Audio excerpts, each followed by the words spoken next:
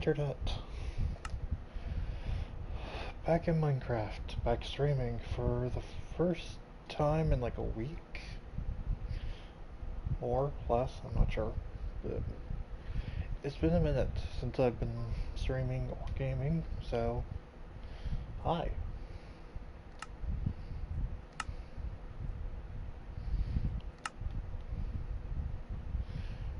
Yeah, one more time. There we go. Okay, what the hell am I doing?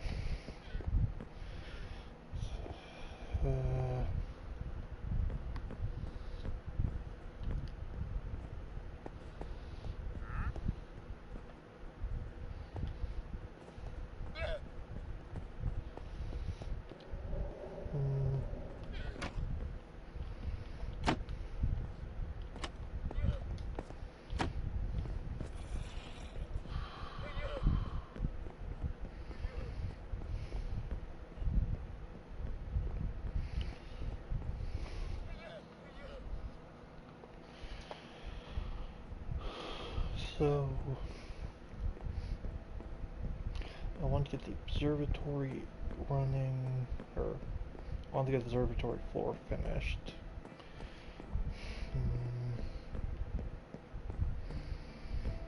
I think I might replace. I need dirt, I think, or sand, or one of those building blocks that just like insta-break, basically. Yeah, sand. Probably more than just that.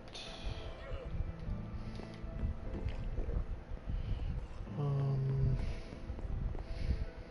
Okay.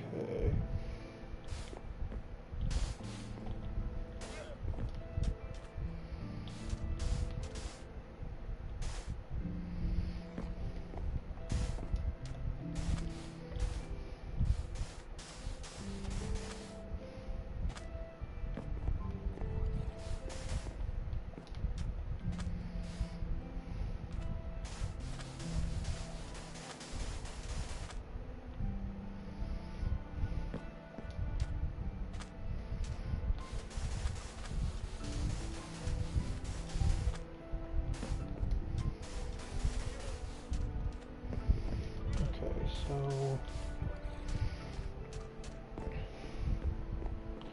hi, I'm finally back playing, and this is not sure what I'm doing quite yet. Right now I'm just kind of figuring out how I'm gonna lay out this area, since I want it to be a somewhere to like a dormitory, I guess. Something like that.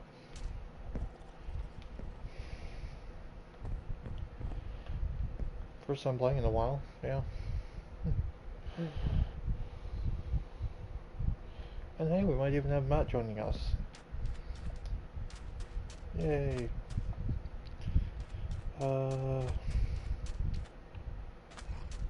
Of course, that's assuming that Matt isn't the one in chat, but I can't see your names until you start talking, so I'm going with hi, thanks for watching, and leave it there. Okay, I need to 2-block gap for the hallway is not right.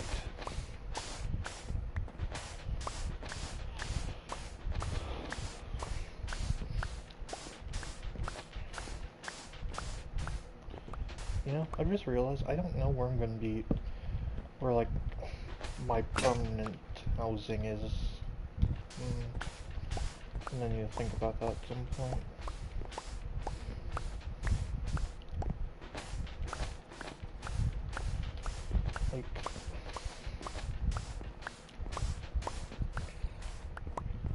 Like on one hand, it's having it in here seems like the easiest option, but I would like to try my hand at making a full bedroom at some point.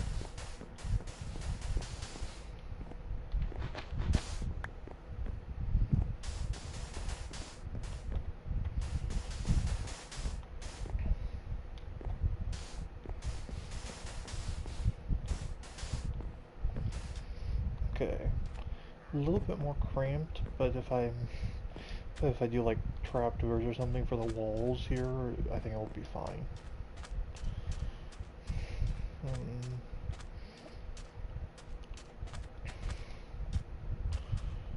Okay. Do I make one room on each side? So it would be like this. I mean, it's not the biggest bedroom ever, but it's not bad either.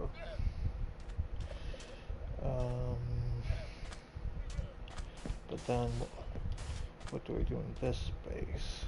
Bathroom, maybe? Closet, like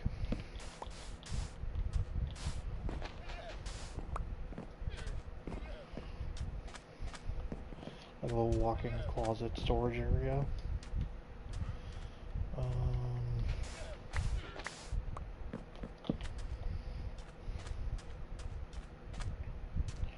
What if I extended it out to,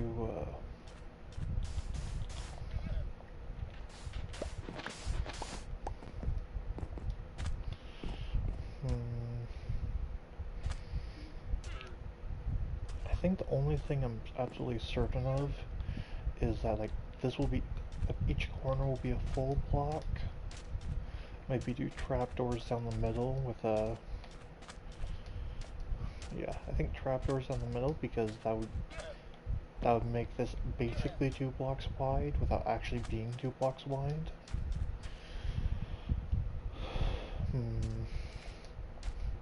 And I think I can go from there. And I think also I'll have I think I'll also make where the walls meet also be a full block.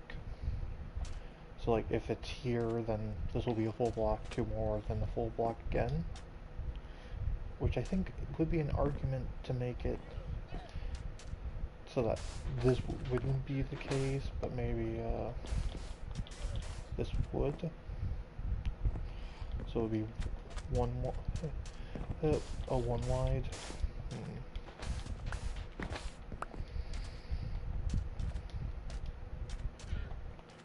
And I don't think it really matters, but for the record, I have not planned this out. I am freeballing it all the way.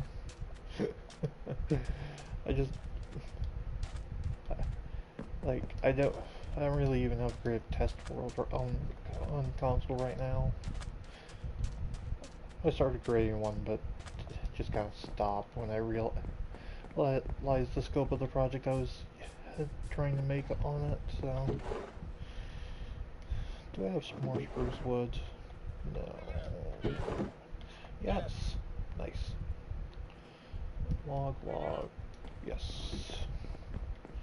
Okay. I know where I want the corners, so let's start there.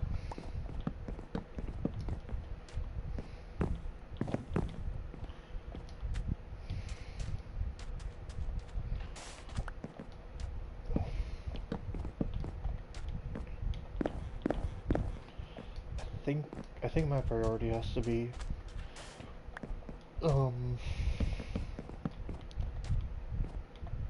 I think my priority has to be getting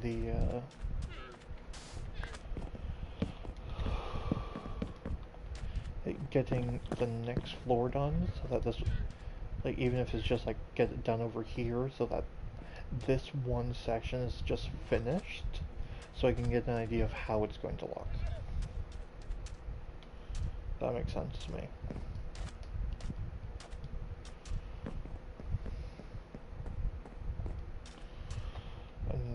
Yeah, so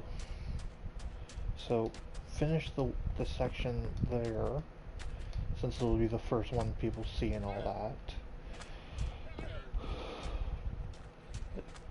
Get the ceiling / floor done. Add the and then add the trapdoors here, and just kind of get an idea for the layout. And this is 8, so, well, another option could be that walls go all the way out to here instead. And so that on each side it's like so on each side it would extend the full extend all this space. So like each room is just from here all the way to the wall there. Or I could just make it like here so that there's just this tiny little space. And maybe make it like a way to go between rooms. Something to think about. Okay. Now I need a crafting table. Yeah.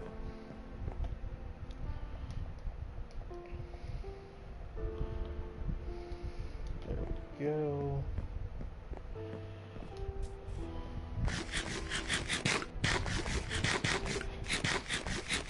I got them thoroughly distracted. Since I just remembered that I was intending to do a, I've just remembered that it was my intention to go harvest the farm.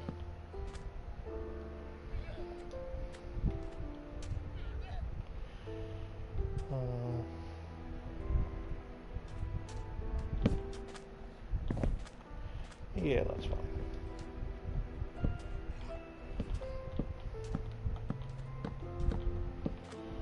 Honestly, that kind of looks like a good reason to extend it, to extend these all the way through, so that it, like, even if it just stops at this level, have each of these go through the floor.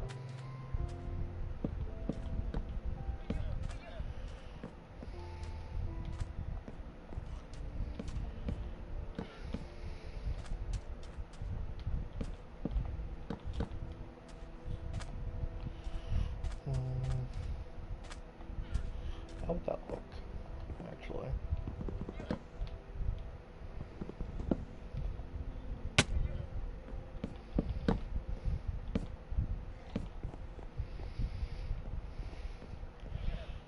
It is kind of looking unsupported down here.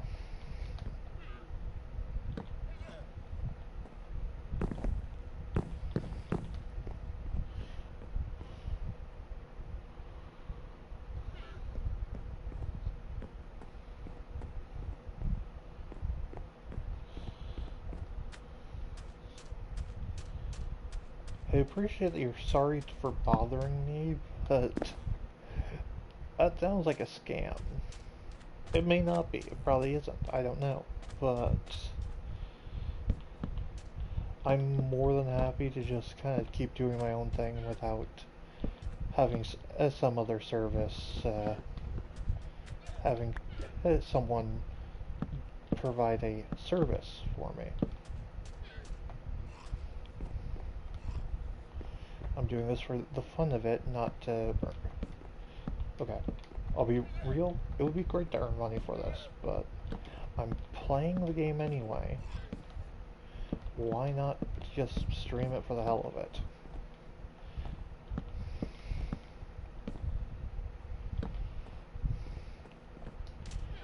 I'm not paying money for promotion. I don't see a point to it, basically. There definitely is a point to it, but doesn't interest me. To put it simply.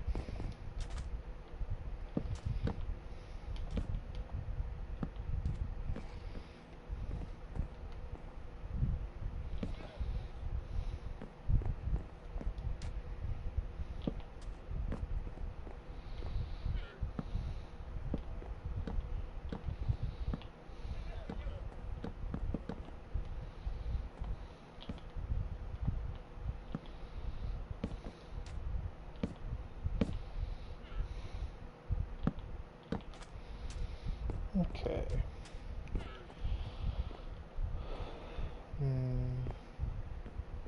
3.5 tall, that looks nice. Oh, I guess the next point is, do I furnish it? Like, do I move beds in here and all that kind of stuff?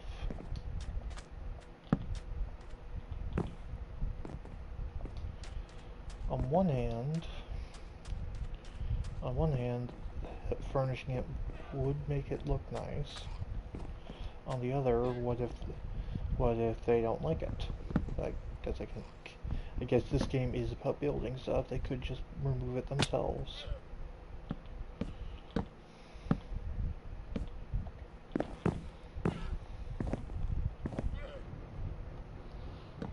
Something to think about, along with everything else, of course. But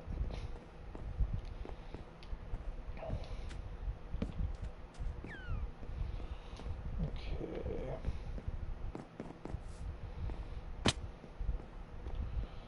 That's 2 corners. Just these 2 then. I ran too far. Though that does... I should check to see if there's a tree. No, there is not.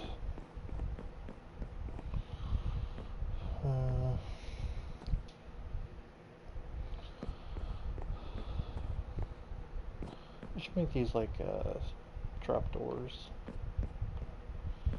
Even just one, that'll help, I think.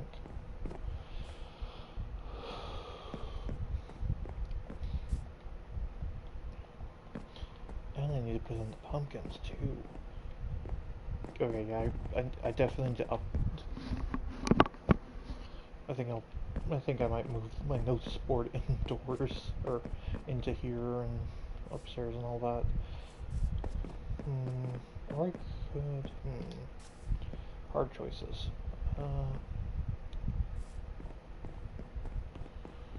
God, that looks cool. Yeah, this is good. I like this. Okay.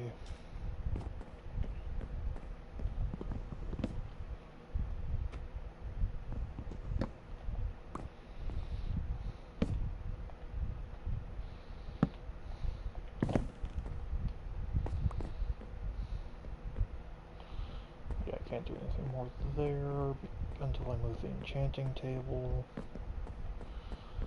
Because I am going to move it eventually, that it was never meant to be a permanent position.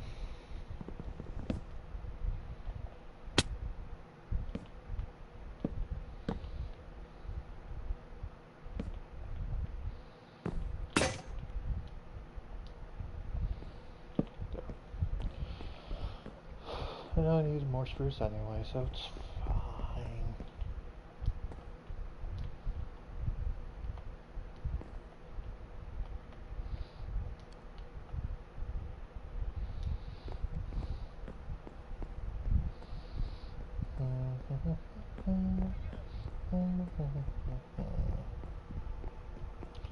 I think the next expenditure of the iron for me is probably going to have to be for a smelting setup.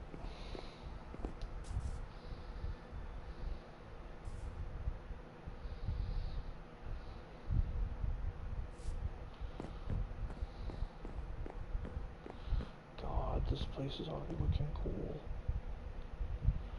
Can't wait for it to be finished. Just like fast forward 100 streams from now, the lighthouse is built. I'm working on creating a board game around the ocean.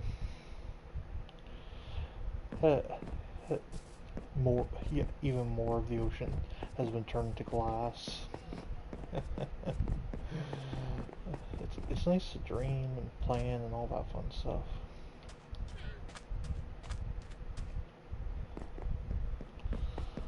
Oh yeah, spruce slabs.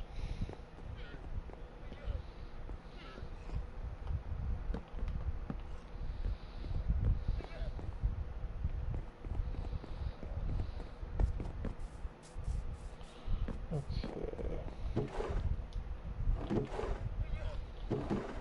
Where's the dirt? There's the dirt.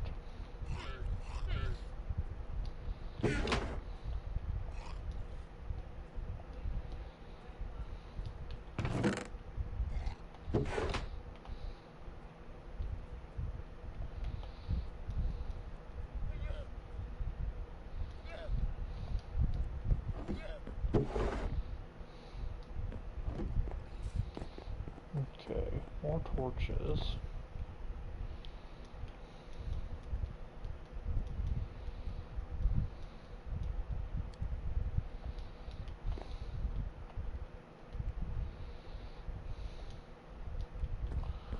That should hold me over for a bit. I wish I was joking about that. I know I'm gonna go through them before too long, but...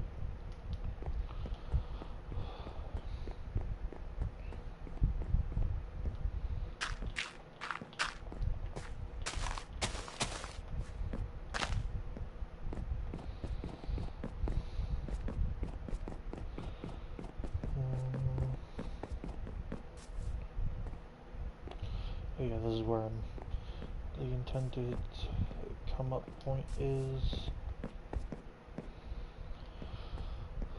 Probably make use a couple of spruce half slabs here.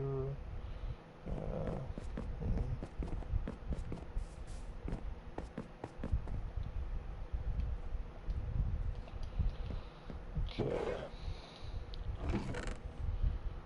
No tools there.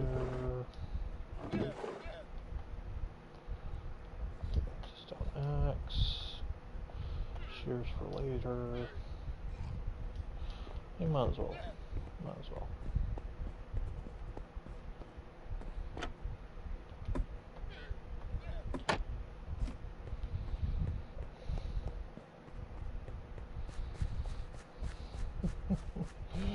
Proper hole. Amazing. Ew.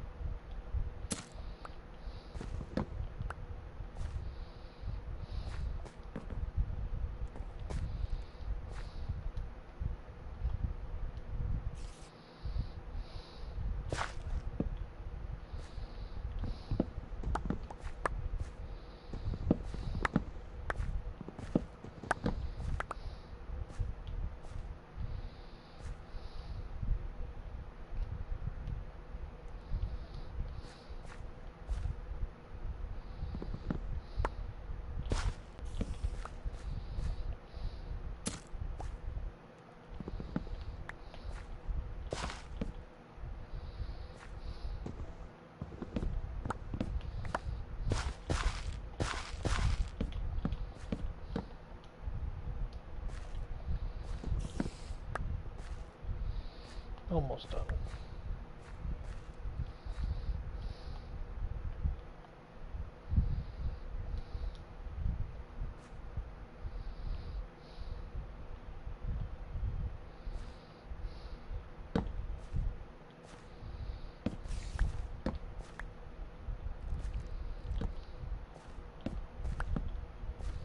There.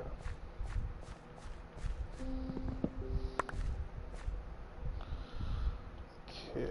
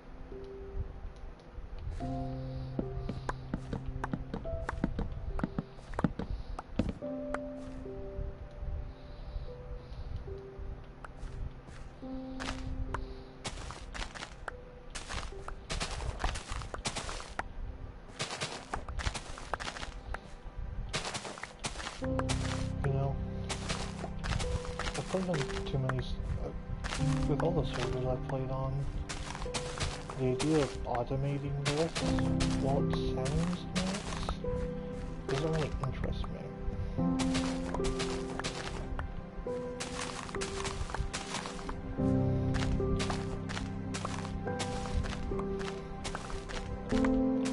Like, yeah, it would be nice if it just auto-harvested and all that, but... or had some sort of villager farm being made, or that kind of thing. There's just something really nice about harvesting the crops yourself.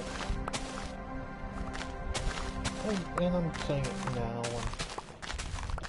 when I still have, when this isn't even like half the, when it's not even like half of what I intended to be at, but...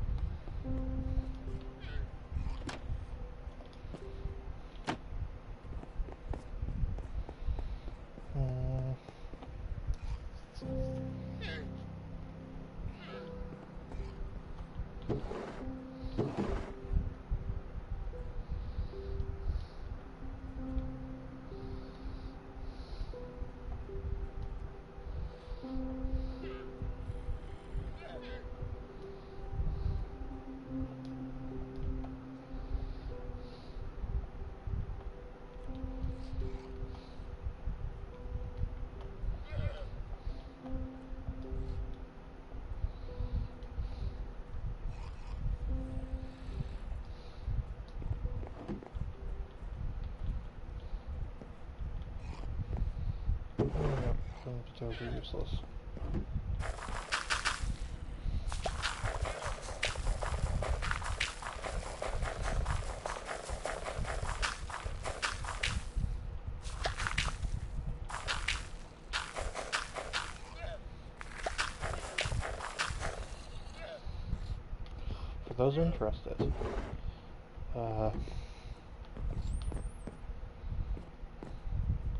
For those interested, you can actually automate this, like hopper above, hopper below, and it will just do it for you so you don't have to right click it.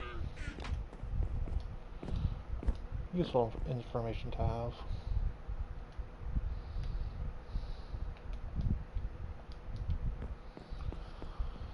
Okay. That goes in there. Keep the shears on me. Put the leaves away. Bone meal goes with the bones.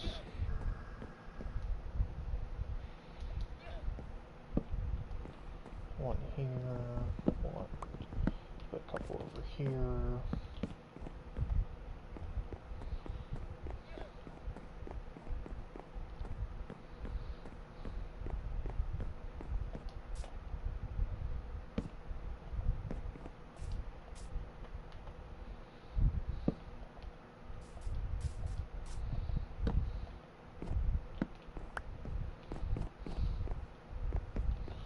So I just need 1, 2, 3, 4. 4? I think 4 pumpkins. Maybe 5. Let's see. 4 to 5 pumpkins to finish the set.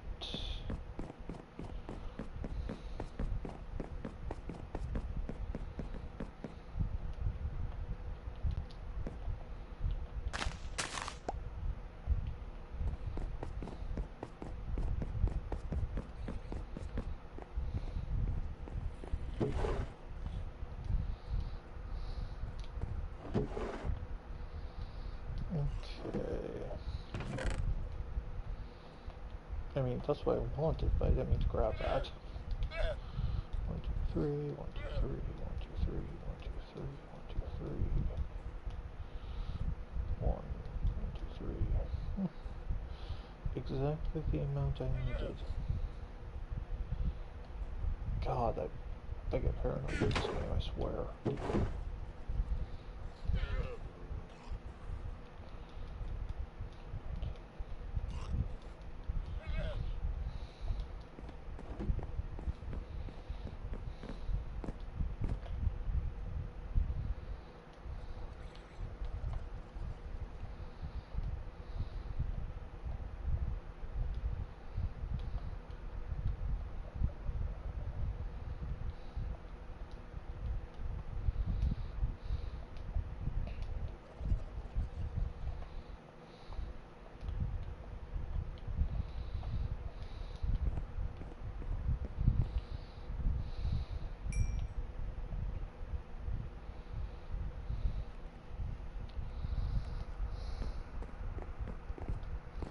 You know, I'm not quite sure what I was producing there, but I'm going to just assume that it was,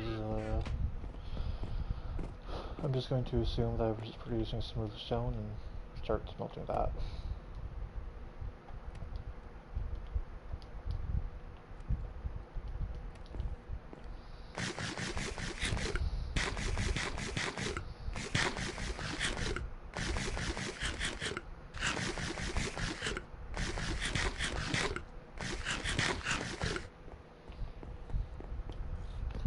I should probably put the shears away. I don't need them. Okay. So all that's going on. Let's do some more mining. I am a dwarf and I'm digging a hole. Diggy diggy hole. Digging a hole. God damn, so deep. So deep. So deep, so dark. Deep dark. Deep dark. Oh, jeez. I laugh myself up sometimes. I really do. Laugh myself up? Crack myself up. Crack myself up. That's what I meant.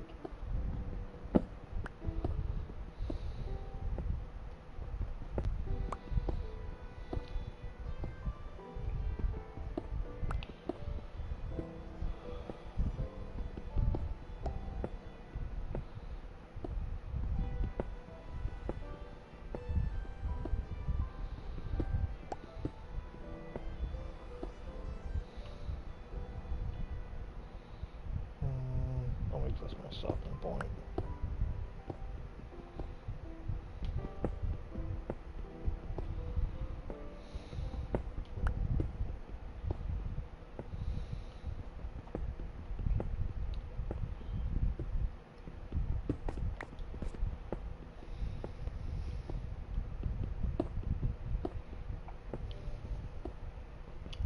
I have to admit, I am happy that down at that level, I am starting to encounter caves.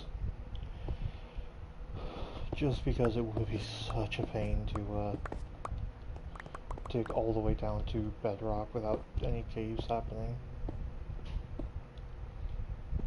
I'd do it, but it's much easier to let the world generation work for you there.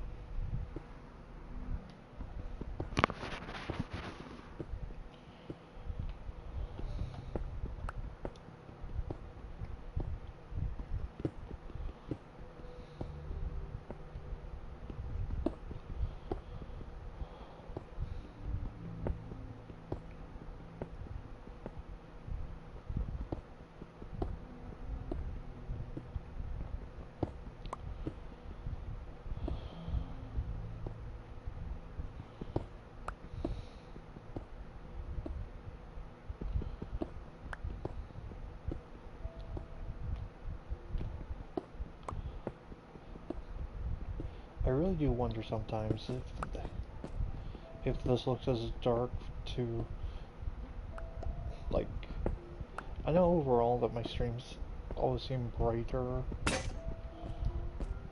on on the stream side versus how it actually is, but sometimes I really do wonder.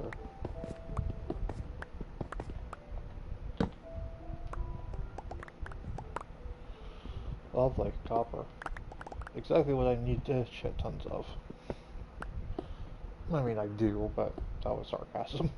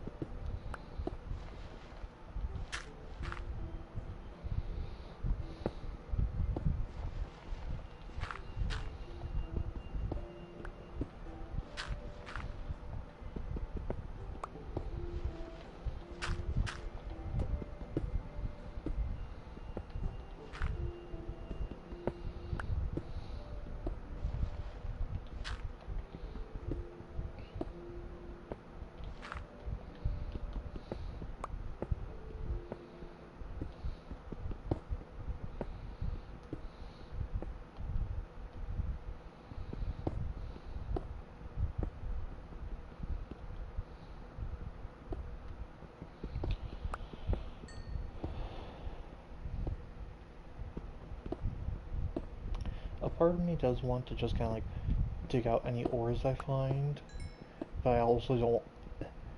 But like, I'm going to mine them eventually, anyway. So the rest of me is just like, yeah, just wait, so that you're not leaving massive holes in the area that you're going to be digging under.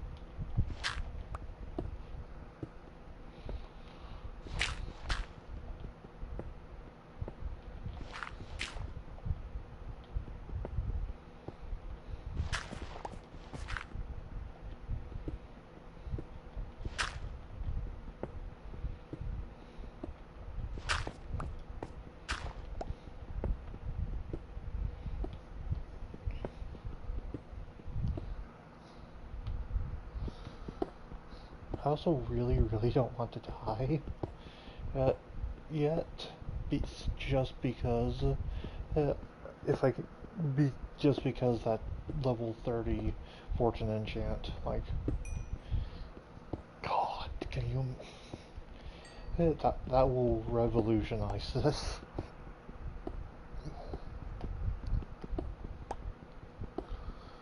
Fortune 3 as far as the eye can see. Oh, jeez. I crack myself up. Har, har, har. Oh, oh, oh. Well, here's something fun we can chat about while I'm, digging a hole in the ground. I run a, D&D campaign for myself, my family, and my friends. A DM, because why not? And, uh, last year, I put some effort into creating like a whole homebrew Halloween campaign for D&D 5e, and my players enjoyed it so much that they asked about continuing it, which I'm all for. I spent a ton of time on all of it, and we ended up only playing one part, so well, sure, why not? And it has gone from a Halloween one-shot short adventure type thing to a holiday campaign. Basic premise is my is my players have found themselves washed up on a Halloween themed island, or found themselves washed up on a Halloween-themed island. And when they and basically this, like, these people are like, oh no, something's gone wrong. The rest of all the other Halloween-themed islands are not Halloween anymore. They're different. They're changed. Like, they've done. My lovely players have done 2 adventures in it thus far. The forest, which is an island that's just a giant forest, and uh, uh, and it has a whole. It had it has like Sylvans, which are, I'm describing as tree elves, even though they're technically like plant people like poison ivy, but Sylvans, blights, awakened blights, uh, ponykin, I don't know, pony characters, the from I forget who made it, but the 5e content for the 5e content that's legitimately just here's how to play. Here's a like the custom pony homebrew basically. Um, and that they had to free the inhabitants. They had to free the inhabitants of each island, though that might be different going forward since I've had them rescue captured inhabitants twice now, and I don't want it to get stale. So they have to free they have to free the inhabitants, and then also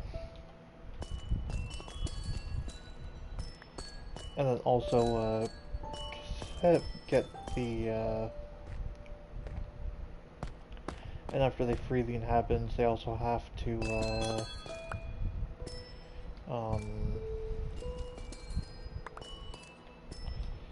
then they have to fight a boss. That's kind of representing the how this area has been corrupted.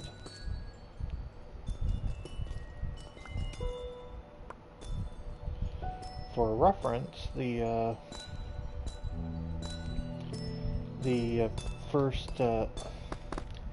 first one they did was the first area was the first area of the forest was all about this. Was all about how this forest has been kind of purified.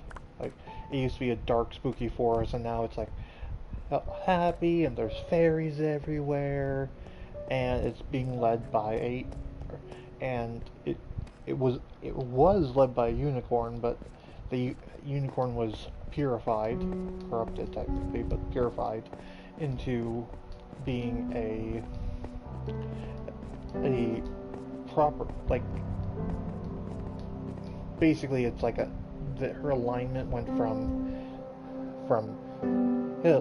like lawful evil to lawful good or chaotic good or something. I'm not sure, but something like that.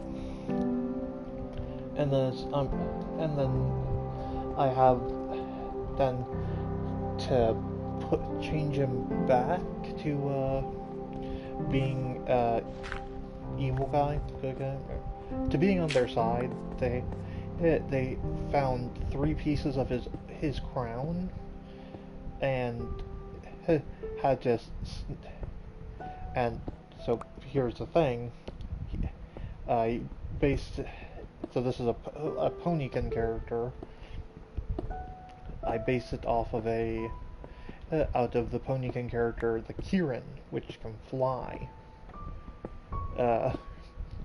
So so thankfully the players had the ability to work around that. They had flying characters, so they could sneak up on him to put that crown back on him, because otherwise they would have had to engage him. And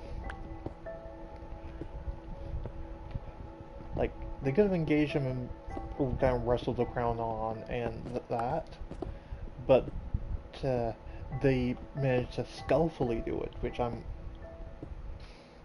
impressed by and happy for them. Like, I don't want to kill my players. At least, or not yet at least. I might get to that point eventually, but I'm not that jaded.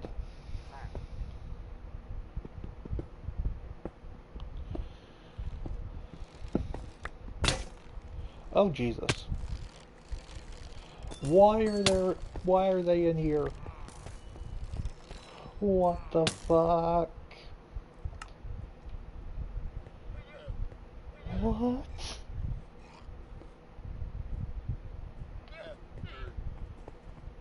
How?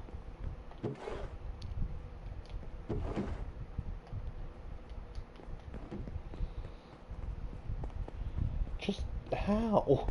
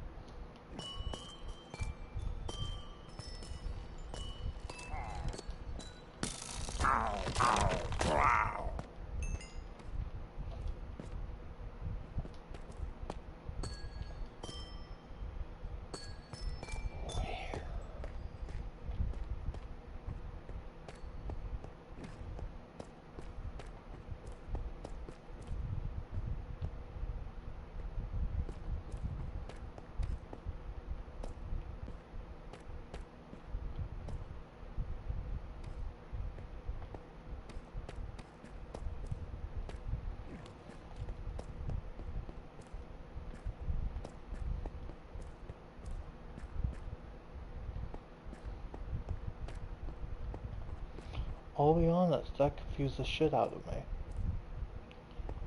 And I still don't know how I got knocked off. I guess I have to go get my sword back, among other things, I'm sure.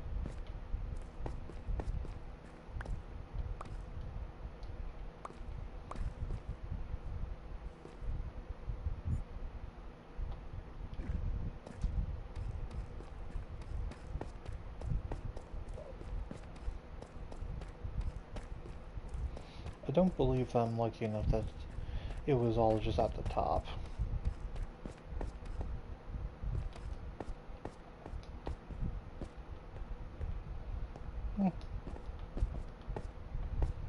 I guess I was that lucky. How nice.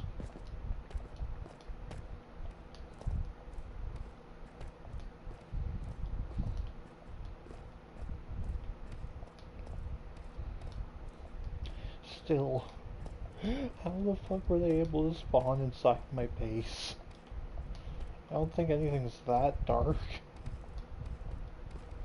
Then again, they spawn in daylight. God, am I gonna have to pillager-proof my base? Oh no. I don't want that.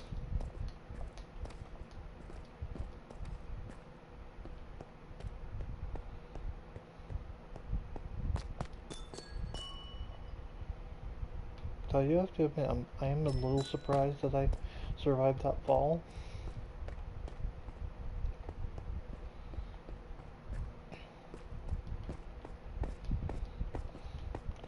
I fully expected to hit the ground and just bleh.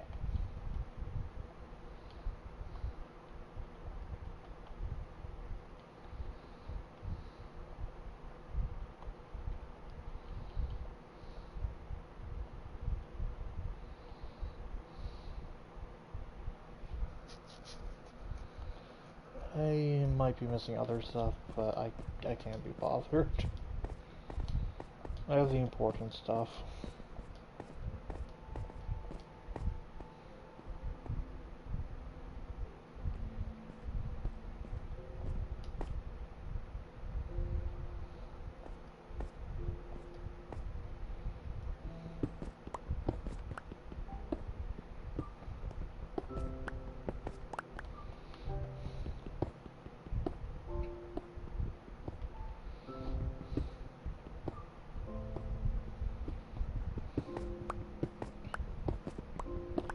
A little worried about what happened to that villager captain, but if he's just gone, I'm not going to go looking for him, since he doesn't seem to be anywhere.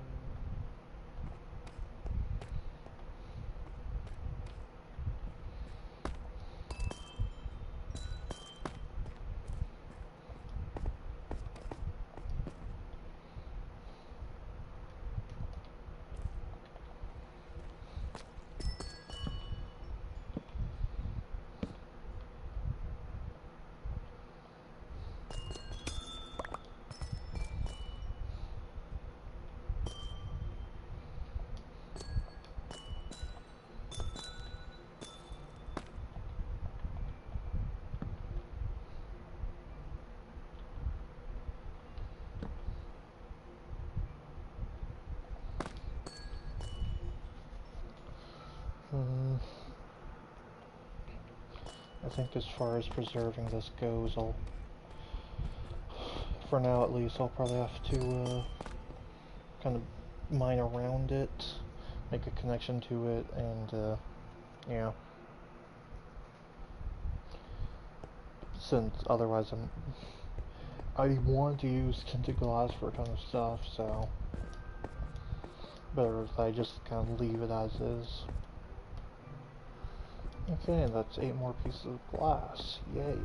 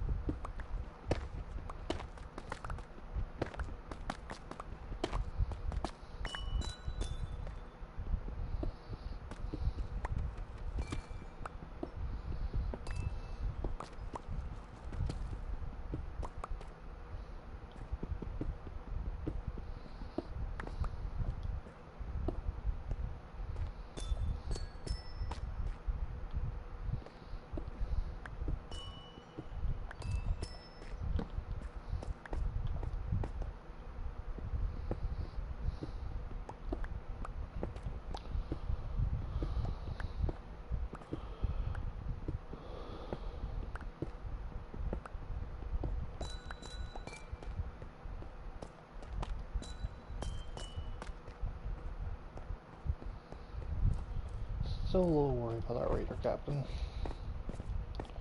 Okay, so I think I was talking about the campaign, I think. So, so, so in the latest installment of the adventure, the uh,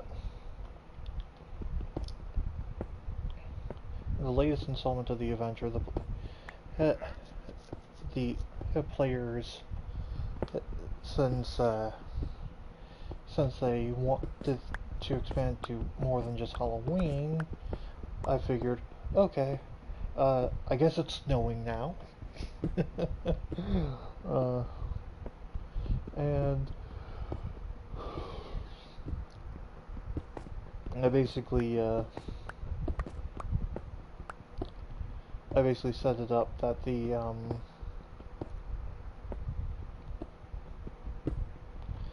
that my that they that since they can't leave the island, or since they can't leave the Isles, my reasoning for that is that it's been cut off. It's been cut off for a while for reasons that I'm not going to explain, just in case my players are watching or watch this later. I'm on to you guys. But beyond that, it's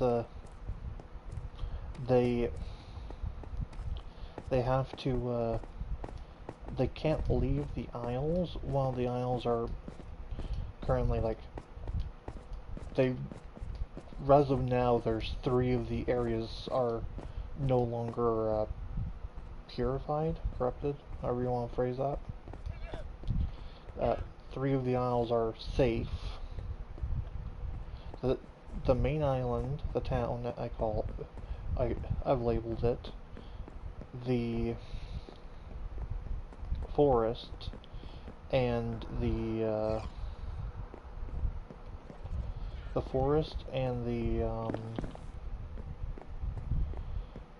and the cove, which is the area they just went to.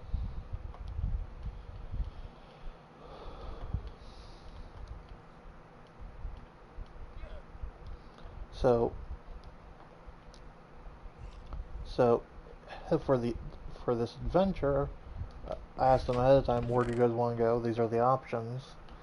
They gave me their answers, and I set up the encounter to be like, okay, so stuff's gone wrong. We thought everything was fine. Then the world just kind of cocooned, and now we can't see any of the other islands. And we need you adventurers to go to this specific island for reasons. Is basically how I had it written down on my end. But so to justify why the hell they're going to this random island, I wasn't sure what I had planned originally, but one of my players forgot their character sheet. So the new reason was the person who forgot his sheet was kidnapped. Oh no, we have to go save him. Lo and behold, we're also introduced to a new character who's here to help, plot, really. Just here to help with the plot and supposition and all that. So since it was early January, like a few days ago even, really, I decided Krampus. Because everyone here is supposed to be evil anyway, so go with Krampus. So based off of that, you can kind of probably guess who I set my players against. Afterwards, they were not, when they finally figured out what they were doing, they were just like, do we really have to fight this? Well, they were fighting him anyway, but I enjoyed their reactions. I have to get my enjoyment somewhere.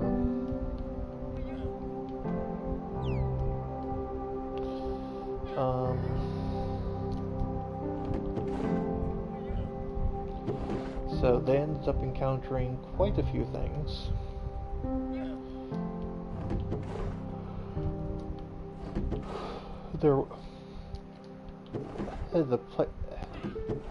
I guess I should probably mention what my players are. So, when I said I created the homebrew setting for this, I meant more than just I created a more than just I created like the adventure. I also created a full-on like player handbook equivalent for the area.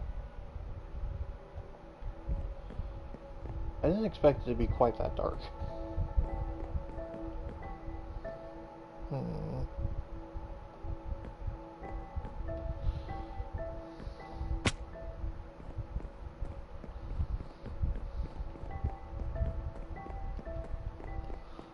go outside to see what that looks like.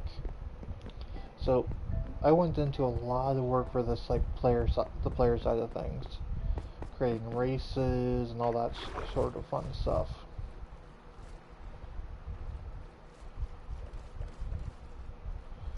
Okay, so you can see in but not out.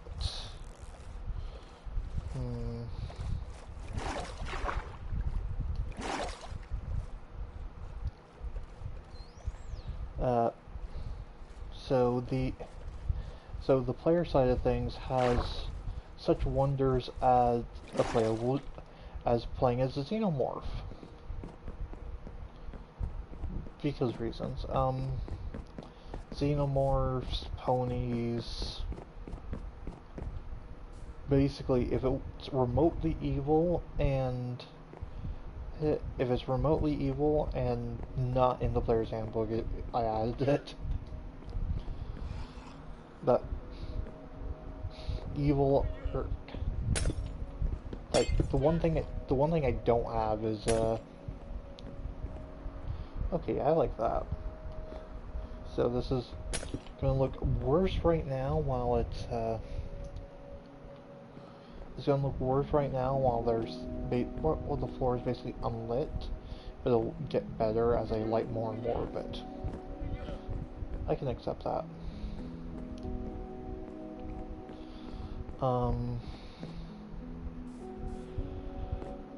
So playable xenomorphs. I also added like the xenomorphs. I worked off of someone else's thing and something I found online somewhere. It's all kind of it got weird in places, and I even created I think 2 or 3 races just from scratch. Namely the Kitsune, which I started the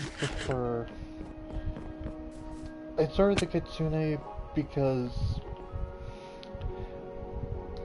basically for one of my friends who I already had a game going for. Basically, his character has a kid, and this character's kid is like, it's a whole drawn out thing, but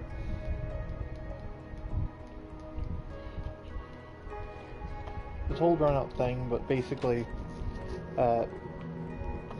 they managed to mentally break a guy, and the reward for that was that that his character, my friend's character, got a manservant who I made like a very jokey stat sheet for, of like, yes, he has an armor of 20 because he's protected by his faith in in the person who spared his life and all that. And it got weird. Let's just leave it at it got weird. And yeah.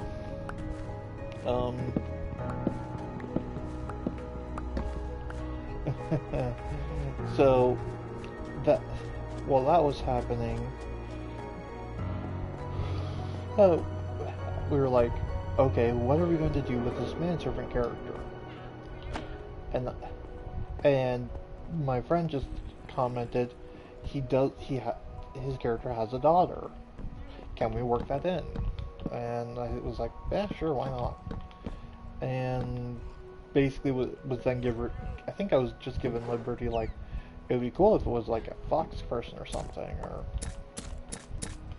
I'm not sure if we even had I even had that much information, but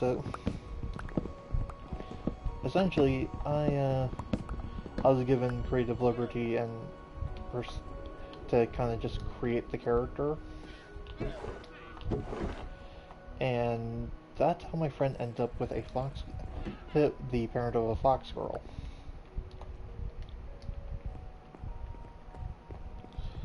But to kind of, I wanted this to be something that could just be like now that I've done it, it's something that he could create this as a character himself. Like, it doesn't need to, like, just because I created it doesn't mean that it's limited to only something I can use. If that makes sense. But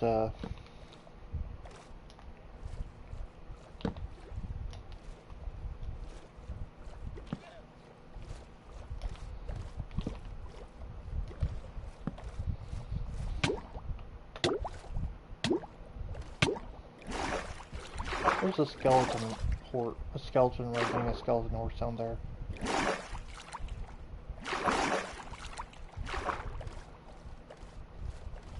Yep, okay.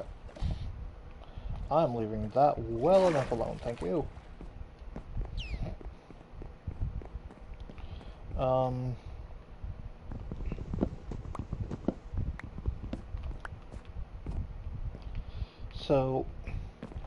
So what started as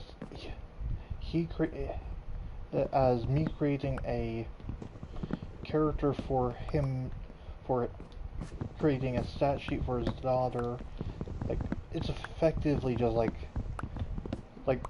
it started as, okay, your daughter is a fox, to your daughter's a kitsune, to, okay, your daughter can effectively be a third party member, because at the time we're having some issues with getting people to the table, so just in case they needed like a third person, have that there.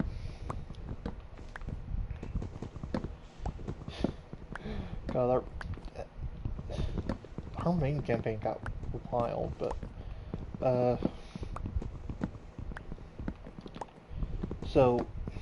but basically I created the kitsune for so that his character's daughter would be functional, and just because I wanted to mostly, but that's neither here nor there.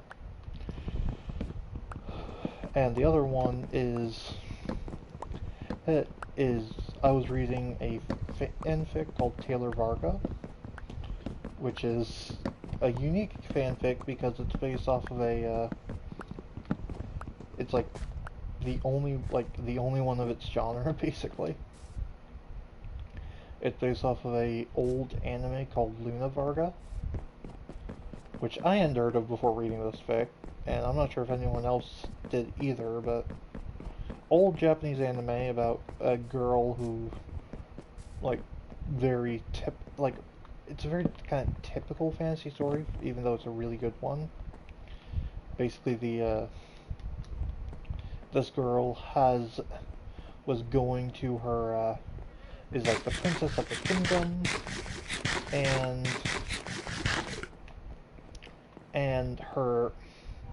when her kingdom was attacked, she was forced to into a situation where she had to where she accepted this deal with effectively the devil, kind of. That like she was forced to deal with the devil, and it ended up fused with a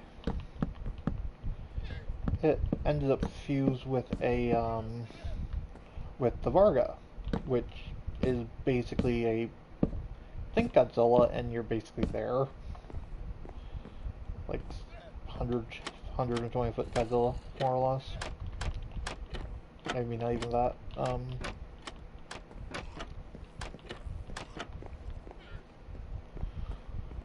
But I do really like the look of that.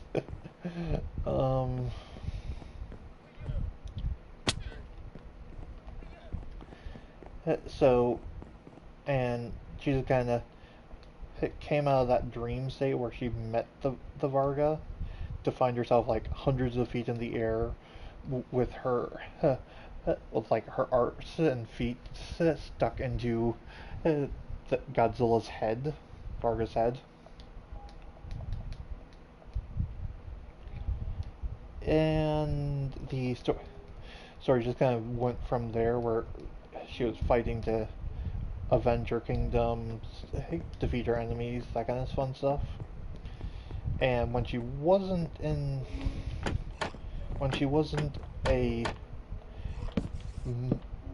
several 100-foot tall lizard, she was a girl with a lizard tail sticking out of her arse. Which is my own very amusing, but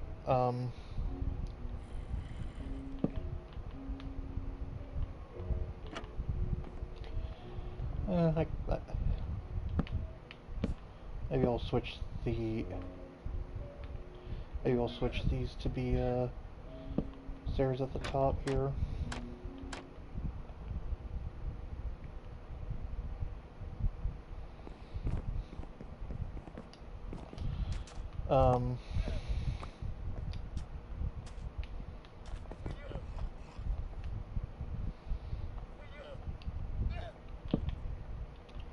So the story, which is by MP314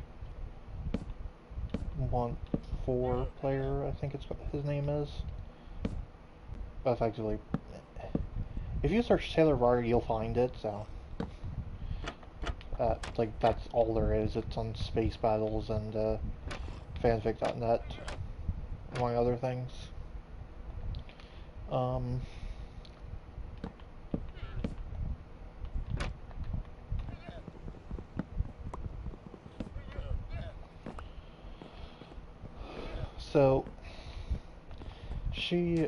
So basic premise is it's set in the Worm universe, which is by Wildbow, and in this story, the main character usually gets some sort of superpower by being stuck in a locker full of waste. Let's go with waste for like far too long to be anywhere close to comfortable, and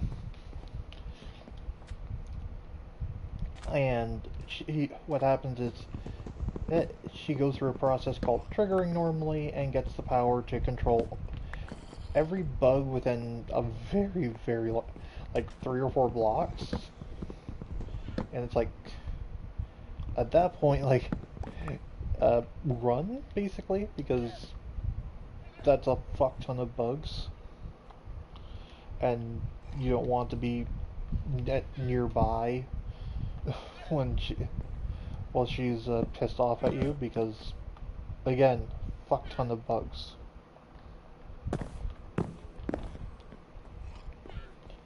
I think for this one I'll do a full, I'll just make it a full block.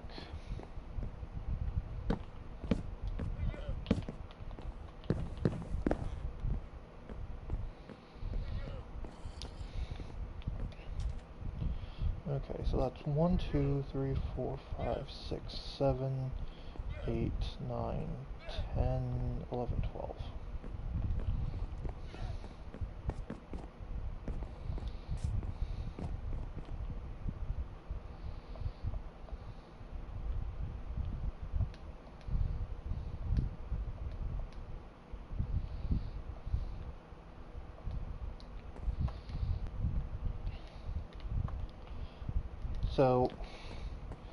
So normally she gets the power to control bugs, and stuff happens, and she eventually fights God. And I wish I was joking about some of that.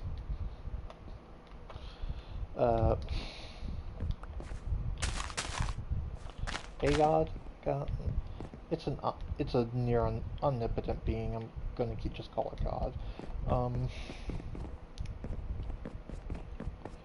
So that's what normally happens.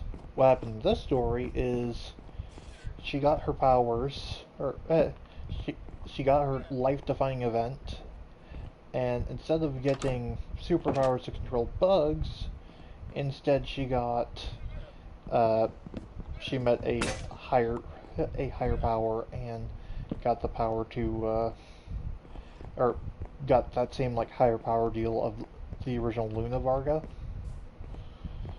and basically just ends up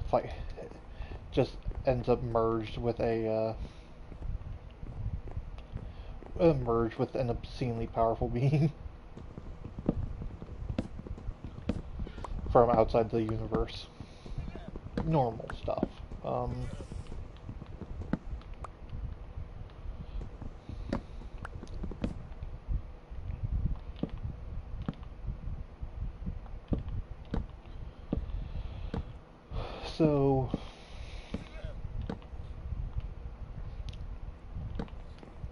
So shit happens with her, and it can kind of be summarized as that story is like really kind of feels like borderline like a borderline crack fic at times, just because of how out there it gets. But it's just a really genuinely enjoyable fic, and like so I was inspired by that to use some of the stuff MP3 player. I'm not gonna do the full pie thing again. MP3 player came up with he can, some of the stuff he like was included is like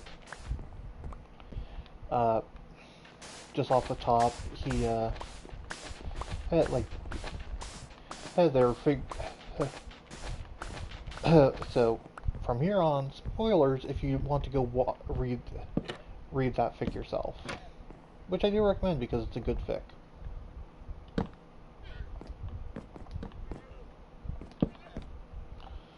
But so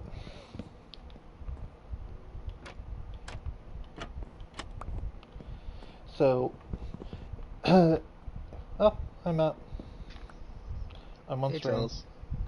I know. I can read.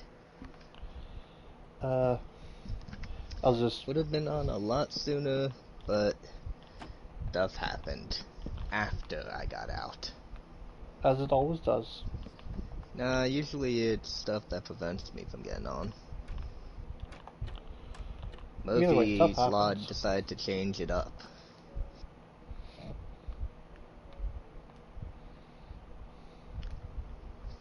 So, how are things? Are things good? Yeah, things are doing alright. Nice. So, do you feel up to joining me in Minecraft, or would you rather play something else? Uh, I'm I'm gonna be honest. I'm gonna be doing some stuff in Xenoverse, and I know you. Since we just got done doing the raid, you probably don't want to play. Not really, no. Exactly. I'm not saying this is the only thing I'm gonna do. There's just some little things I want to do. By the way, the current event sucks. Isn't it like a combination of the Frieza raid and something else? I don't really consider the Freezer raid to be an actual raid. I consider that to be an event. Just like, something that happens. Hmm. But, no. Unfortunately, the event is... It's a supervillain Budokai tournament. You Hmm. can only play as supervillainous mode characters. Mm-hmm. And you don't even get anything worthwhile, in my opinion. Like, you just get TP medals, and if you get in the upper echelon, you get a title that just says supervillainous. Mm-hmm. You don't get any unique armor, you don't get any... You get nothing. Hmm. That's... yeah, that's not great. Like, I think first place gets like 100 TP medals, as well as the 70 for, like, second and third get it 50. Hmm. And then I think you get 10 if you participate. Hmm. And to top things off, since it's limited to villainous mode characters, that means that people who are higher level have an advantage. Because, as you know, super villainous mode don't get a super soul or a limit burst. And then finally, all it really takes is someone to catch you with villainous mode freeze golden Frieza and unleash EDB. Mm-hmm. Majority of the cast, especially the villainous mode characters, would not be able to survive that. Mm.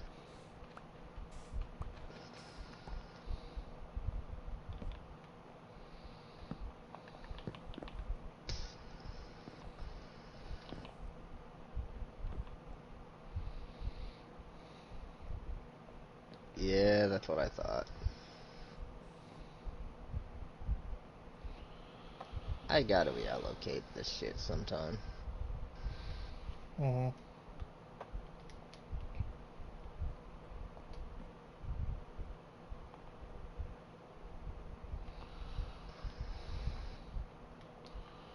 But first, I gotta return my preset back to what it was. Um, Go on. so do you think you'll be possibly up for doing something after you do whatever in Xenoverse, or do you think you're probably not going to be up for doing anything tonight? Uh, we can, but just keep in mind I gotta get up early. I gotta help my mom with some yard work and such. Not just her, but like I I'm gonna have to climb a tree. I'm gonna have to go on my house and, the whole 9 yards. Hmm. Christmas is over. Is Christmas Uh, ever over? yes.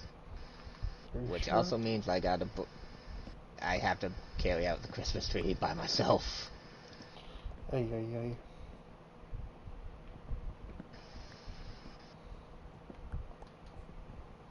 Only bright side, it's not a massive one, but Mm-hmm. that's debatably a downside. Mm.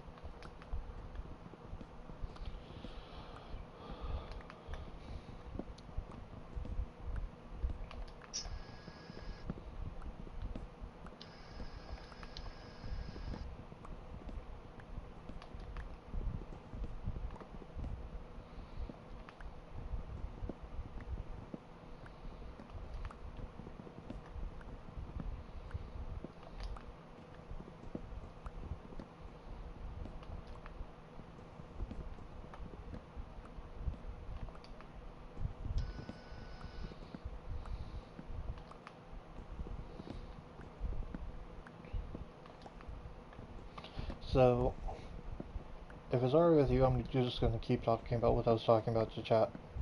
To chat. Yeah, go ahead. Okay.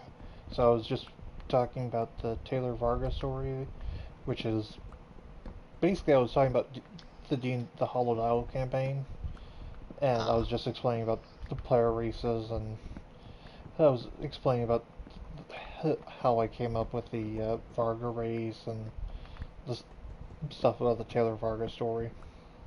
Mm-hmm. So I've already explained about Luna Varga. So if anyone wants to remain unspoiled for the Taylor Varga stuff, uh, mute now, and I'll be honest. If I'll pro- I'll be honest, I probably won't remember to put in like a bookmark or something so you can skip past Taylor Varga stuff. But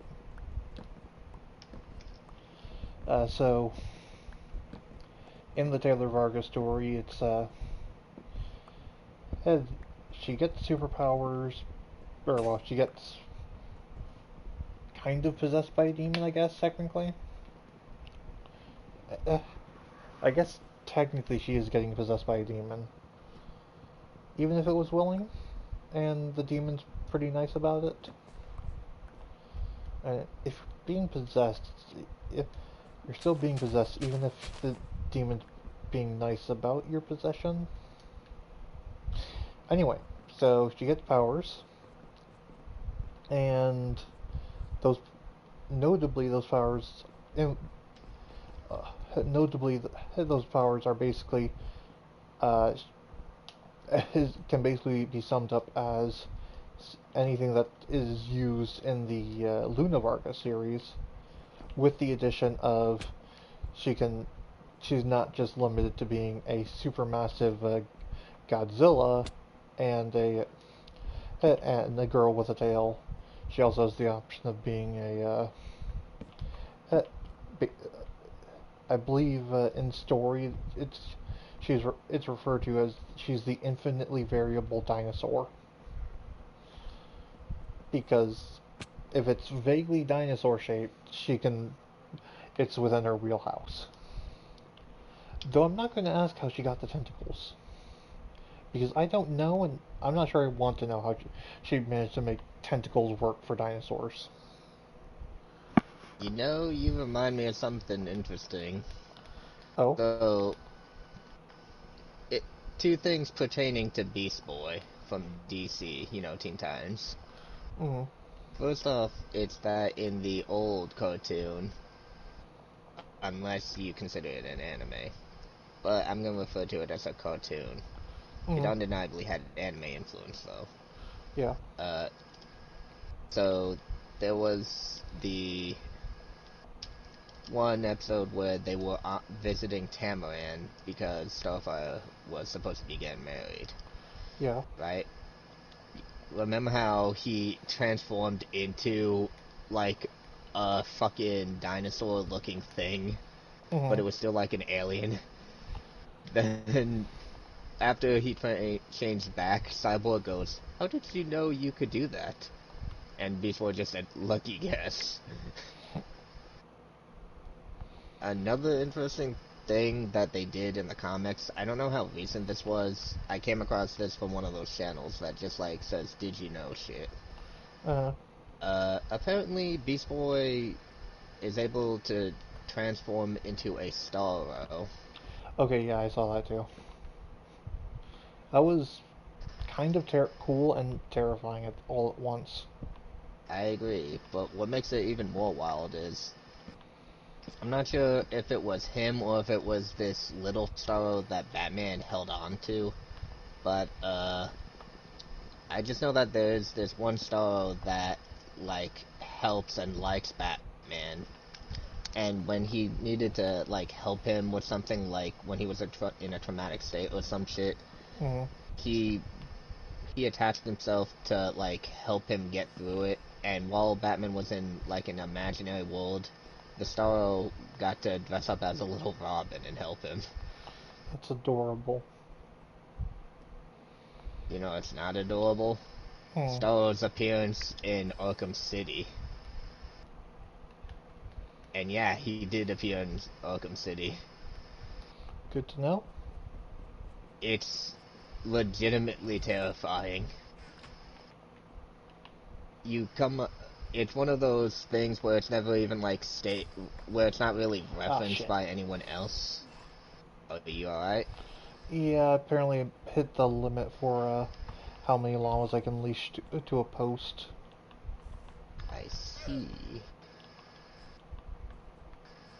But anyways, dude, imagine this. You just kind of find this random guy who's tied up to like, well, not tied up, but like is in a chair. He is just out of it. Mm-hmm.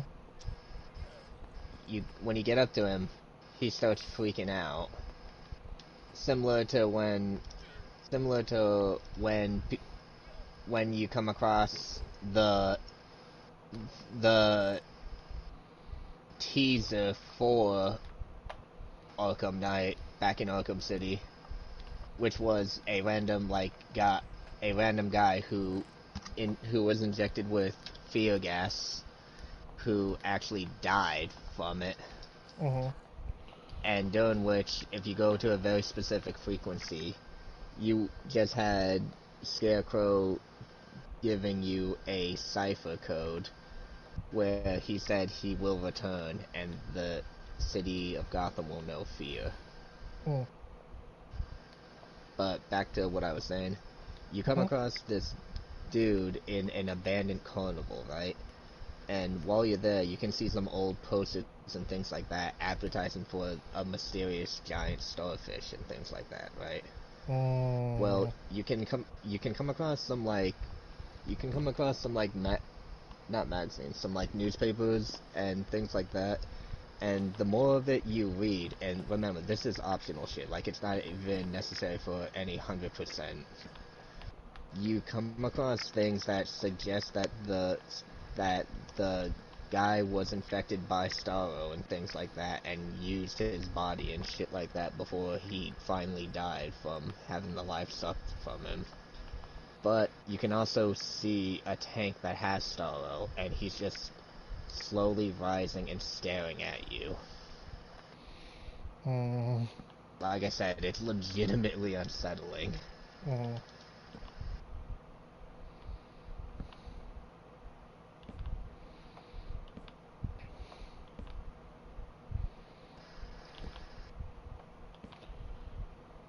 Okay, so back to the Taylor Vargas stuff again.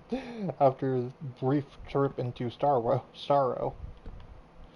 Um, so she's I'm in. not sorry. Yeah, I know you're not. So she, infinitely variable dinosaur, and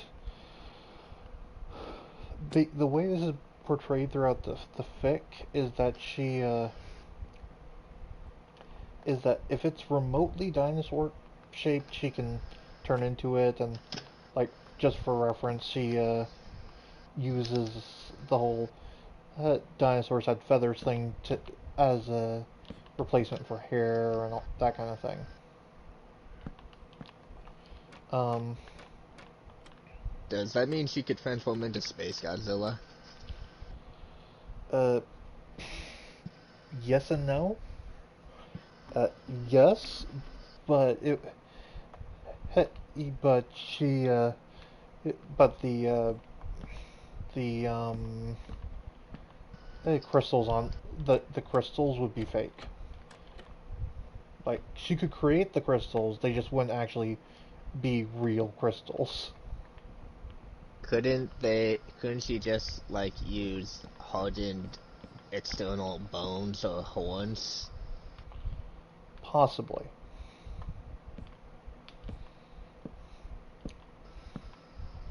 It would depend on probably mostly the author there for that one, like for how that would work. I see. I would just think using I would just think that to use I would think to use the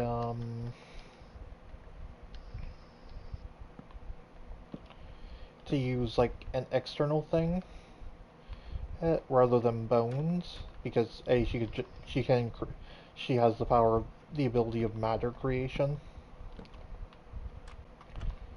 Uh, I would think she would Okay.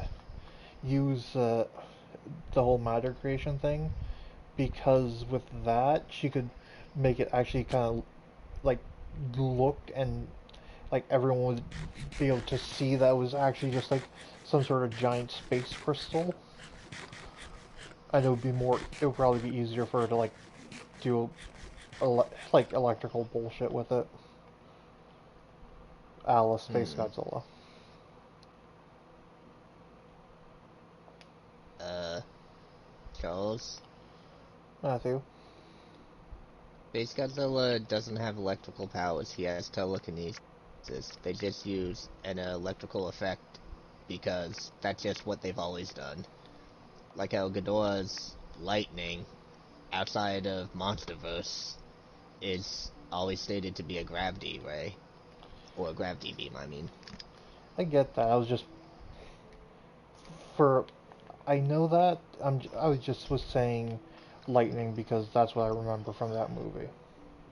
Okay, fair enough.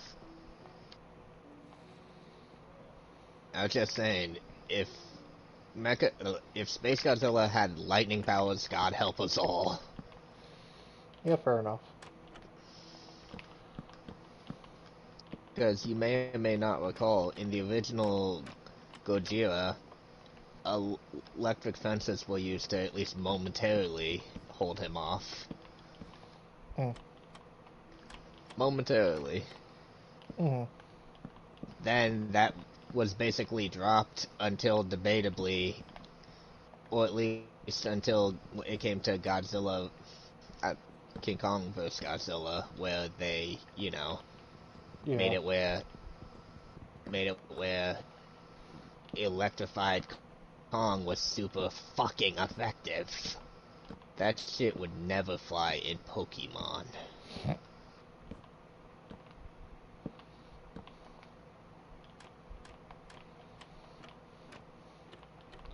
Is it bad that when you say electrified King Kong, the first thing I think of is Rajang? No, Okay, good. that's perfect. You've seen that one channel's funny animations. Mm-hmm. Absolutely goated. Do you deny? No, no, I don't. Exactly. Mm.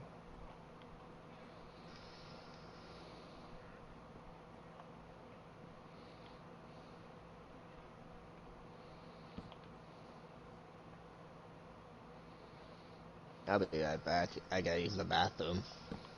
Fair enough.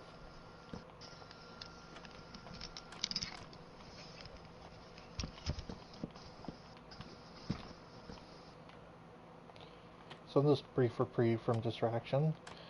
Continuing the story of Taylor Varga. Uh, when so the first form she creates is called Sorial, like the end bit of dinosaur with IAL at the end, and it and in that form she basically think like like Argonian but more lizardy, Argonian from Skyrim, but more lizard than that.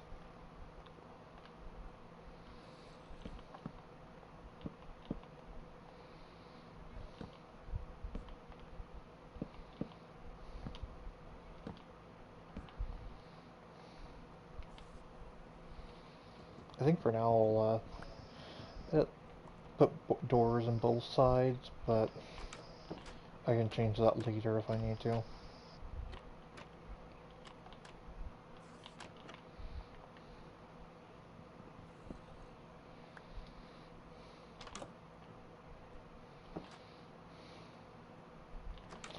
So it's like teenage lizard girl basically, and she just kind of wanders around the city she's in, fighting crime when she stumbles across it, and just generally being a nice person. Which, if you're at all familiar with the world of Worm, you know that that's so very uncommon that it's practically a superpower in and of its own right.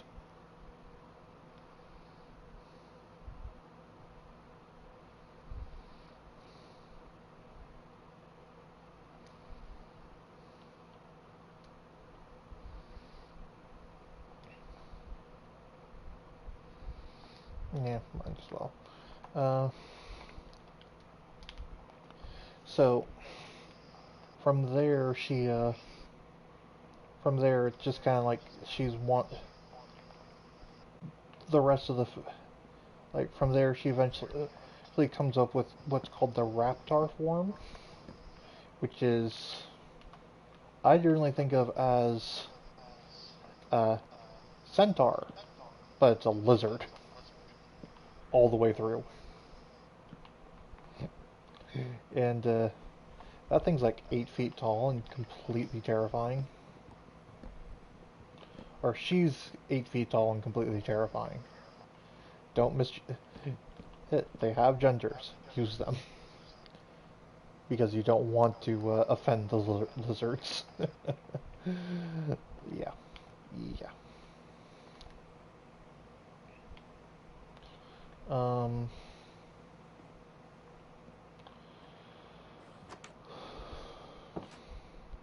Okay, so that's okay. So it's on that. So the way the rest of the story goes, or so she comes up with the Raptor form, which is completely terrifying. If you're have any sort of criminal intent at all whatsoever, because it's just like, uh, okay, you're going to commit crimes. Here's a nearly pitch black lizard girl, nearly pitch black lizard girl in the dark store with you, and she's like 8 feet tall, has 4 arms, and can just casually chuck a Nazi.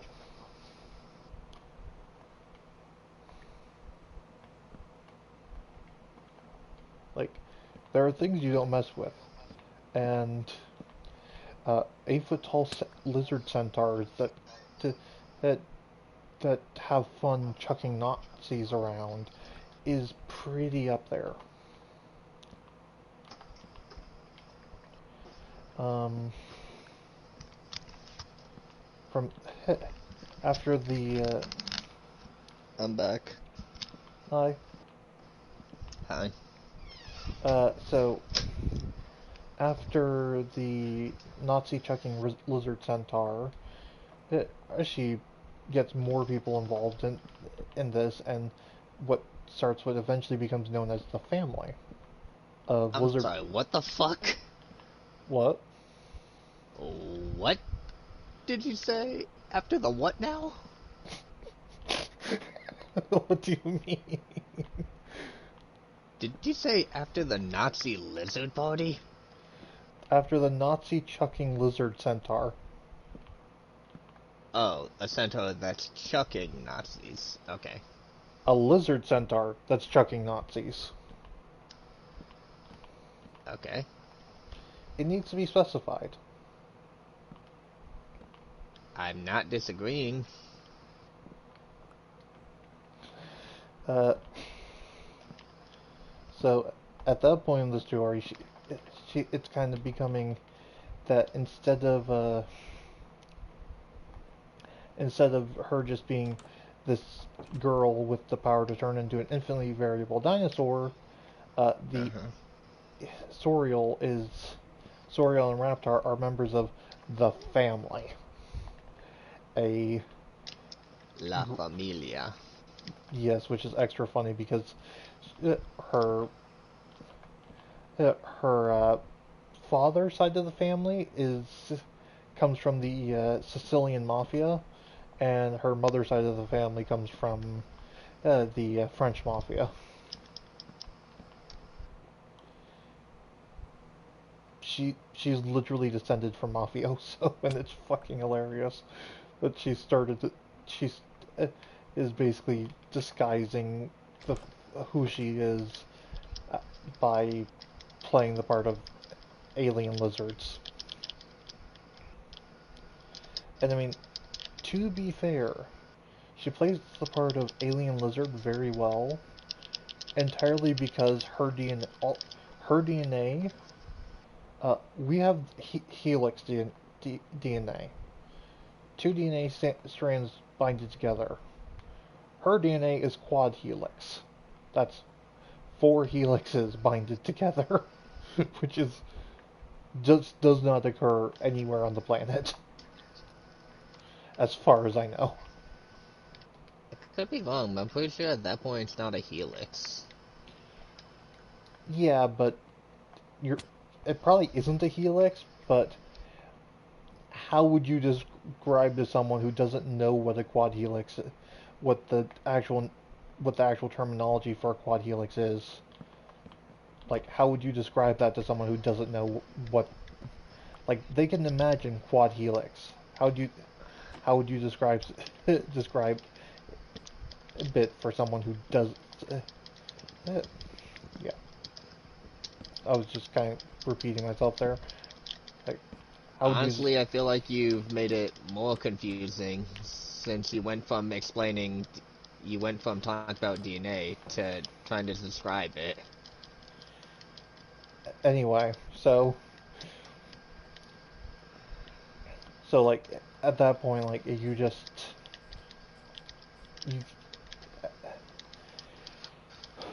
at that point it's just like you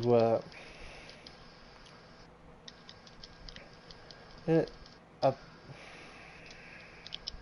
stumbling a little bit. At that point it just becomes it anyway. So she started masquerading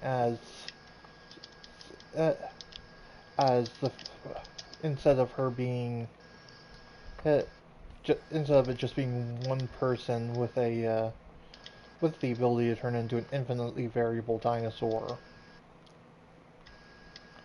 she could become a like she Soriel is just the youngest member of a group called the Family, and uh, and Raptor is her older sister, and then like she decides to head up to the area that used to be Quebec, which isn't anymore because giant or like 45-foot tall sea kaiju has sunk it, but So, you again. uh, she uh, she goes up there to test out how strong she is. Accidentally catches a group of supervillains. Not that she's aware they're supervillains, and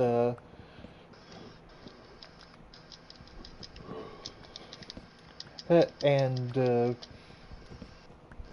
when she's being followed home by overly persistent tinkers, which is basically think Iron Man, and you have what a tinker is. Uh, like after being followed home by overly persistent tinkers, she's just like, okay, if you're gonna be that way, and shows off that she can also turn into a. It, official name for the form is Hebe, which is, I think, Japanese for sea serpent, and can best be described as, think Zilla from 99 or 2000 or whatever. Think that, A but as a sea serpent instead of something that moves around on land. And it's also like 90, 100 meters long ish.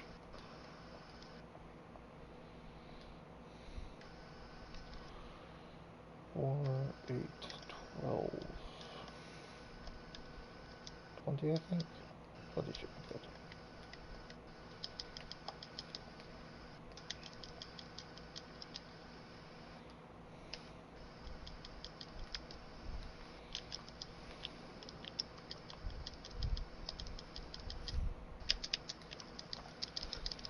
So, so she, and then she, to prove the point of don't poke the really big lizard, uh, she, poke the big lizard. no, she is the big lizard. To prove the point of you don't poke the big lizard, she ate this like super high tech underwater probe that is armored with like like uh, like several inches to like half a foot of pure titanium. Like she just eats that, and then extra funnily, she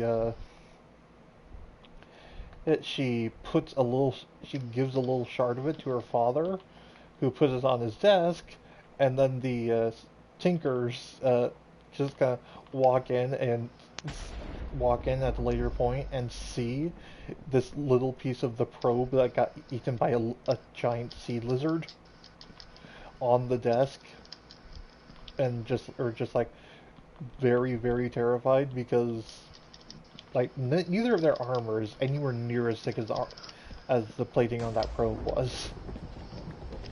So very much of a f around and find out moment. Like, you don't want to mess with the giant sea lizard. It can eat you and turn invisible to everything.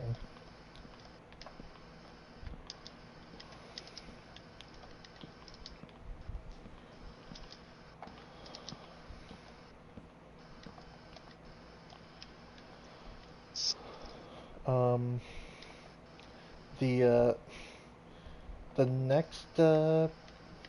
the next member of the family that we meet is labeled Kaiju. Basically Zilla. At this point, that one is basically just Zilla.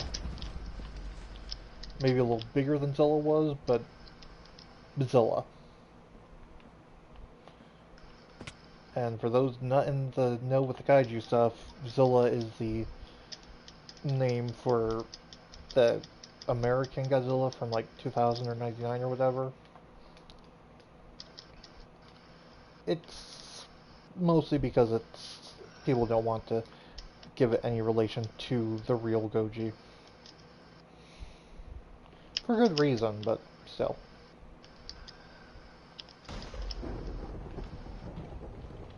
Because people felt that that interpretation of the King of the Monsters took the god out of Godzilla. Yeah. But technically speaking, Zilla is a separate thing. For the sake of being thorough, there was a 1998 the first American-made Godzilla movie done by Roland and Emmerich. They made a intentionally different design and such, not necessarily to piss fans off necessarily, but for the sole purpose of it being as different from the original or any other conventional design as possible. Hmm. Despite doing well financially, the movie was hated by many people. I'm not gonna say everyone because it does have its fans. I'm Hmm. not one of them, but they do exist. But then, to celebrate Godzilla's 50th anniversary, which was a film called Godzilla Final Wars in 2004, which happens to be my personal favorite, Hmm. or it was. -1 might just take that. But anyways, in that film, they found out that they were able to reuse that 1998 version of Godzilla, which they gave the official name of Zilla, where he was actually made bigger than the original version for the sole purpose of him being more up to scale with the other kaijus in it.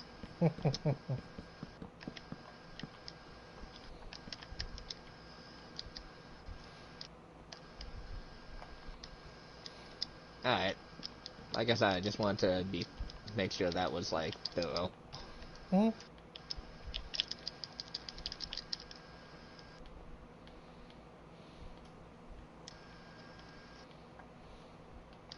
So yeah, so that's the kaiju, and then for the next while in the story, we don't really get any more uh, we don't really get any more relatives of that character of that side of the family. Instead, instead we're starting to get so to make it less noticeable that that it's just one person running around as the family. They start uh, basically the main character makes a friend whose ability is basically uh, it, who she ba- this person basically has a superpower of uh, oh, you're made of organic matter. How would you like eyes on your hands? Or oh, you're injured. I can help you. And just like re- just like gives a disabled person their legs back, that kind of shit.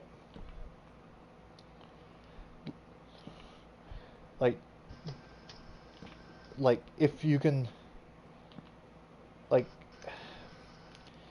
tech, it's basically she was complete bullshit. And once she encounters the main character, she can starts coming up with even crazier ideas involving lizards because lizards are awesome. Ah. And the expansion of that is she starts messing around with stuff uh, and so the one limitation of the infinitely variable dinosaur girl is that she can't have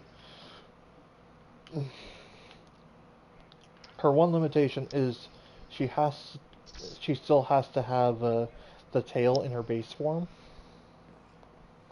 which I mean, considering everything she's able to do, having a tail that she does learn to hide through magic is an acceptable loss. But so she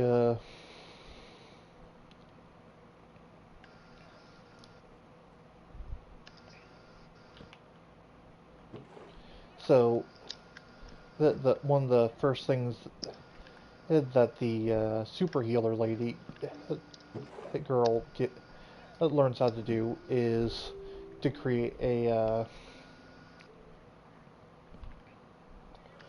is to create a um is to using onions, create a create herself a tail, and and that evolves into her making her own version of the uh,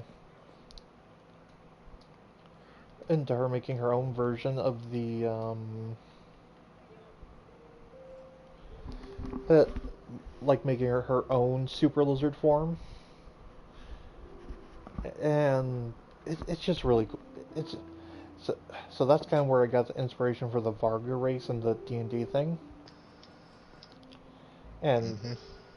that evolved into me having a that involved into me making a while I'm thinking about this. Okay, I now have another portal. I'm not going in there right now, but I have it.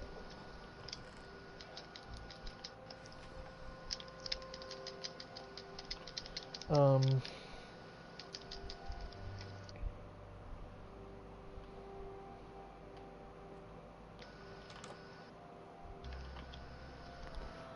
so,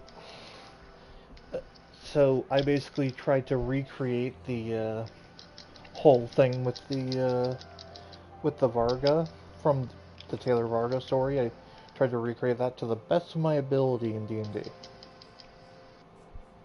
And I mean, I couldn't be completely accurate since the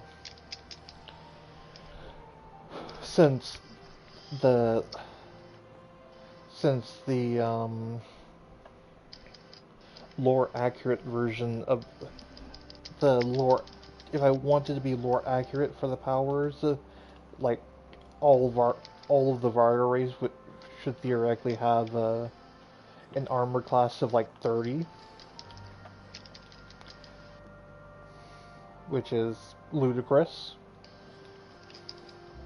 and like not something I'd be willing to ever give to my players unless I was fully expected to fully like the only reason I'd ever give that to you guys is I uh, is if I also was going to have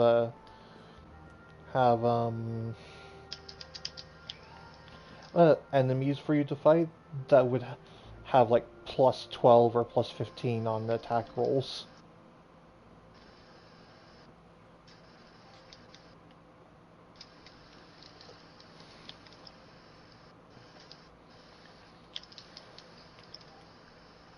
Which I mean, it's possible, but unlikely.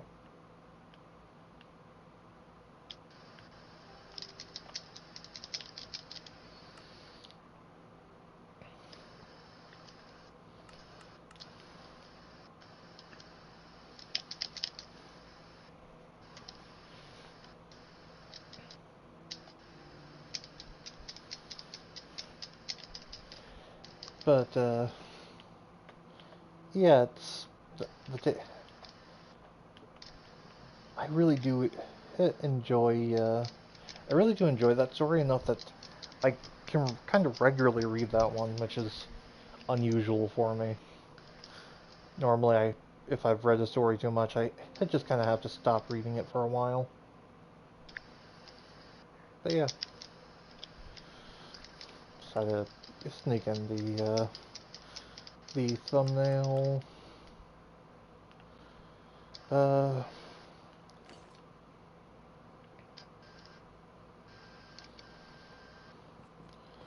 okay, okay. Yeah, people of the internet. I think I'm going to be getting off now. We might, Matt and I might come back playing something, but I don't think that's super likely right now. So, I hope you all had a good one. If I see you again tonight, awesome. If not, I hope you have a wonderful day. You can do the usual internet thing of like, follow, subscribe, whatever, but you don't have to. I hope you have a good one. Bye.